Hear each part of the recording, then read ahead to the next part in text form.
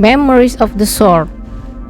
Film ini bertema kerajaan dan dibintangi oleh Kim Go Eun, Lee Byung Hun, dan Jun Do Yeon. Kisah diawali dengan seorang gadis bernama Hong Yi dibangunkan oleh ibunya karena matahari sudah terbit. Ia bersiap untuk latihan bela diri dan kali ini ia berhasil melompati bunga matahari yang tertinggi. Adik angkatnya yang bernama Gamcho yang melihat pun terlihat bangga, tapi Hong Yi segera berlari pergi ke suatu tempat. Gamcho memperingatnya, bagaimana kalau ibunya tahu, tapi Hong Yi tidak memperdulikannya. Hong Yi terus berlari menyusuri hamparan perkebunan bunga matahari serta melewati pasar yang ramai dan ia menaiki seekor kuda yang tidak bertuan. Tibalah ia di suatu tempat pertarungan yang sedang berlangsung dan diawasi oleh seorang jenderal kerajaan yang bernama Yu Baek. Terlihat seorang pemuda yang bertarung dengan sangat cakap dan pemuda itu berhasil keluar sebagai pemenang. Hong Yi yang melihat dari kejauhan merasa tertantang untuk ikut bertarung. Segera ia memakai selendang untuk menutupi jati dirinya yang seorang perempuan. Ia langsung melompat ke arena pertarungan tanpa mengambil nomor urut pertandingan. Tentu saja pengawal kerajaan segera menghentikannya. Melihat ketangkasannya dalam bertarung melawan para pengawal yang hendak mengusirnya, Jenderal Yu Baek memberi aba-aba untuk membiarkannya meneruskan pertandingan. Pertarungan pun berlangsung di bawah pengawasan Yu Baek. Saat mengamati gerakan-gerakan Hong Yi, Yu Baek teringat pada gerakan bela diri seseorang yang dikenalnya di masa lalu. Rupanya orang itu adalah kekasihnya, Sulrang. Setelah membuka selendang merah penutup mukanya, Sulrang mengatakan Hong Yi akan mencabut nyawa kita. Belum juga pertandingan selesai, Yu Baek menyuruh para pengawal untuk menangkap Hong Yi yang dikira adalah seorang laki-laki. Hong Yi yang menyadari keadaan dalam bahaya, segera mengeluarkan senjatanya dan melemparkan ke arah para pengawal kerajaan, lalu ia pun kabur. Hong Yi terus berlari sampai tiba di sebuah pasar yang sebagian besar pedagangnya berasal dari Arab. Tapi Yu Baek berhasil membuntutinya, sebab Yu Baek penasaran siapa Hong Yi sebenarnya yang langsung kabur meninggalkan arena pertandingan. Yu Baek menanyakan siapa namanya. Hong Yi menjawab Gamcho, yaitu nama adik laki-lakinya. Saat Yu Baek menanyakan siapa guru Hong Yi, ia merahasiakannya. Lalu Yu Baek menantang Hong Yi, bila dapat membuka kain merah penutup mukanya dalam 3 jurus, ia akan mengaku kalah. Baru 1 jurus, Yu Baek sudah berhasil membuka penutup wajah Hong Yi. Pada jurus kedua, Yu Baek berhasil melihat luka bekas goresan di bahu Hong Yi. Dan pada jurus yang ketiga, tiba-tiba terlintas wajah Sulrang. Kesempatan ini dipakai Hong Yi untuk mengambil selendang merah milik Yu Baek, lalu Hong Yi pergi. Di sebuah kedai teh ada seorang wanita yang terkenal dengan ramuan tehnya. Perempuan ini bernama Wolso. Ia adalah ibu angkat Hong Yi. Tiba-tiba ada seorang tamu yang bercerita mengenai pertandingan yang baru saja terjadi, di mana seorang pemuda yang terlihat ramping seperti perempuan bertanding di depan Yu Baek. Wolso yang mendengar langsung menanyakan keberadaan Hong Yi pada Gamcho. Wolso berbicara dengan seorang pria keturunan Arab dan mengatakan sudah saatnya ia memberitahu pada Hong Yi, tapi laki-laki itu khawatir Hong Yi akan terluka. Hong Yi masuk ke rumah dengan mengendap-endap, tapi rupanya Wolso sudah menunggu kepulangannya. Hong Yi segera meminta maaf dan memberikan selendang merah pada Wolso. Wolso menanyakan di mana ia mendapatkan selendang itu. Hong Yi bilang ia memenangkan pertandingan. Hong Yi juga mengatakan orang itu menanyakan siapa gurunya, tapi Hong Yi merahasiakannya. Hong Yi sampai berlutut memohon ampun pada ibu angkatnya tersebut, tapi Wolso menanyakan apa tujuannya belajar silat. Hong Yi bilang untuk membalas dendam atas kematian kedua orang tuanya, dan ia akan menghabisi kedua orang itu saat ia berusia 20 tahun, tak peduli siapapun orang itu. Lalu Wolso membuka laci di mana tersimpan sebuah pedang, yaitu pedang Sulrang, yang merupakan salah satu dari 3 pedang terkenal.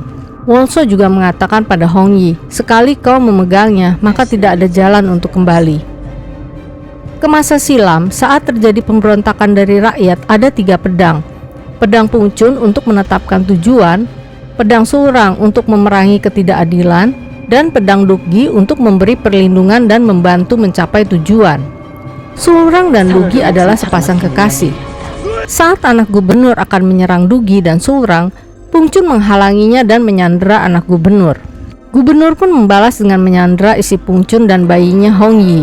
Dugi yang melihat hal tersebut lalu melepaskan ikatan anak gubernur sebab gubernur berjanji akan membebaskan anak dan istri Pungcun. Tapi rupanya gubernur tidak memegang janjinya, rakyat pun langsung diserang sehingga banyak jatuh korban. Pungcun marah dan ia menganggap Dugi berkhianat. Saat Pungcun akan menghabisi Dugi, tiba-tiba Sulrang menusukkan pedangnya pada Pungcun. Dugi pun menghunuskan pedangnya pada istri Pungcun dan bayi Hongyi yang meninggalkan luka di bahu. Kembali ke Sulrang atau Wolso, ia memberitahu bahwa pedang itu adalah yang membunuh ayah Hongyi. Hongyi melepaskan pedang itu. Ia juga mengaku bahwa ia adalah Sulrang yang menghabisi nyawa ayah Hongyi. Dan laki-laki yang mempunyai selendang merah itu adalah Dugi atau Yubek. Lalu Sulrang mengusirnya untuk pergi dan saat bertemu lagi suatu saat maka salah satu dari mereka harus kehilangan nyawa. Hongyi menangis terisak-isak mendengar itu semua. Suatu hari rombongan Jenderal Yubek sedang menyusuri hutan. Yubek memerintahkan untuk berhenti dan menyuruh pengawalnya untuk membeli teh yang ada di pasar Arab, serta membawa Gamco atau Hongyi dan ibunya. Sulrang memanggil Gamco, tapi rupanya Gamco sedang berlari menghindar dari kejaran para pengawal Yubek. Sulrang segera keluar mencari Gamco. Pertarungan yang tidak seimbang membuat nyawa Gamco tidak bisa diselamatkan. Sulrang juga mendapat luka dalam pertempuran itu, tapi ia bisa meloloskan diri. Yubek yang sedang menunggu di hutan ternyata diserang oleh orang-orang suruhan anak gubernur. Yubek datang ke istana untuk melapor pada raja. Saat itu di istana sedang ada pertandingan tapi membosankan menurut raja. Akhirnya anak gubernur mengusulkan agar Yubek bertanding sebab Yubek terkenal sebagai raja pedang dan kalau Yubek kalah maka akan dilantik jenderal baru. Begitu mereka mengolok-olok Yubek. Tapi Yubek dapat dengan mudah mengalahkan musuhnya dan Yubek menatap anak gubernur dengan pandangan yang penuh dendam. Hongyi tertidur di hutan sendirian dan ia bermimpi menghunuskan pedang ke tubuh Sulrang. Saat terbangun, seekor harimau menerkamnya, tapi ia dapat dengan mudah mengalahkan harimau tersebut dengan pedangnya. Hongyi mabuk di sebuah kedai minum. Di sana ada Yul, pemuda yang pernah menjadi lawan tandingnya dulu. Yul mengira Hongyi yang mabuk adalah pria, maka ia membawa ke rumahnya. Dan saat ingin menggantikan baju Hongyi yang kena muntah, barulah Yul tahu bahwa Hongyi adalah perempuan. Keesokan paginya, Hongyi pergi meninggalkan Yul. Sulrang pergi ke tempat gurunya dan memohon agar memberikan pedang Pungcun pada Hongyi, tapi guru tidak mengindahkannya. Yubek memberi perintah pada Yul untuk menghabisi nyawa anak gubernur sebagai pembalasan atas perbuatannya, dan Yubek juga berpesan agar racun itu benar-benar harus masuk ke tubuh anak gubernur. Yul menghadap anak gubernur dan mengatakan Yubek menyuruhnya untuk melenyapkan anak gubernur tersebut, seolah-olah ia berkhianat pada Yubek dan berjanji akan menghabisi Yubek bila ia dinaikkan pangkat oleh anak gubernur. Saat itu, Yul sempat menempelkan racun pada lehernya dengan berpura-pura menusuknya. Dan keesokan harinya tiba-tiba anak gubernur terbatuk-batuk dan mengeluarkan darah. Demikian cara Yubek menghabisi nyawa gubernur juga. Ternyata diam-diam Yubek membangun impiannya istana Muryung supaya kelak ia yang akan menjadi penguasa di Goryeo. Semua berawal saat ia menyandra anak gubernur dan ia melihat saat lahir semua manusia tanpa baju. Untuk itulah kemudian ia akan memakai baju yang melambangkan kemegahan kuasanya. Dan saat para pengawal Yubek akan menghabisi nyawa tukang kayu istana sebab menjadi saksi sejarah, tiba-tiba datang Hongyi. Tapi Hongyi sedikit terlambat sebab tukang kayu dan anaknya sudah tiada, yang tertinggal hanya cucu tukang kayu. Hongyi membawa cucu tukang kayu ke kedai teh Sulrang, tapi semuanya sudah hancur. Dan teman Sulrang memberitahu bahwa orang-orang Yubek mencari Gamco alias Hongyi dan Sulrang. Gamco tewas dan Sulrang terluka serta tidak diketahui keberadaannya. Yubek saat ini sudah diangkat sebagai Perdana Menteri dan malam itu Hongyi mendatangi istana Yubek. Yul yang mendengar ada penyusup dan ia melihat itu adalah Hongyi, maka ia menyembunyikan Hongyi ke tempat aman dan berpesan untuk tidak keluar. Kemudian ia pergi. Hongyi terus mencari di mana Yubek berada, tapi rupanya Yubek yang menemukan Hongyi terlebih dahulu. Di sini akhirnya Yubek tahu bahwa Hongyi membawa pedang Sulrang. Pertarungan pun tidak dapat dihindari lagi. Hongyi kalah dan ia menderita luka akibat ditikam pedang oleh Yubek yang kemudian membuangnya ke laut. Dalam keadaan tidak sadar, Hongyi memanggil ibunya. Yul menyelamatkan Hongyi dan mengangkatnya ke darat. Sulrang merasakan panggilan dari Hongyi. Ia segera mengikuti nalurinya untuk menemukan Hongyi. Sulrang mengamuk atas kejadian yang menimpa Hongyi. Guru yang melihat dari kejauhan segera membawa Hongyi pergi dan mengobatinya. Yubek yang tengah mimpi saat masih bersama Sulrang, di mana ia pernah berjanji untuk selalu bersama dengannya. Tiba-tiba pengawal istana memberitahu bahwa mereka telah menangkap Sulrang. Yubek baru tahu bahwa Sulrang saat ini sudah tidak dapat melihat. Akhirnya Sulrang ditahan.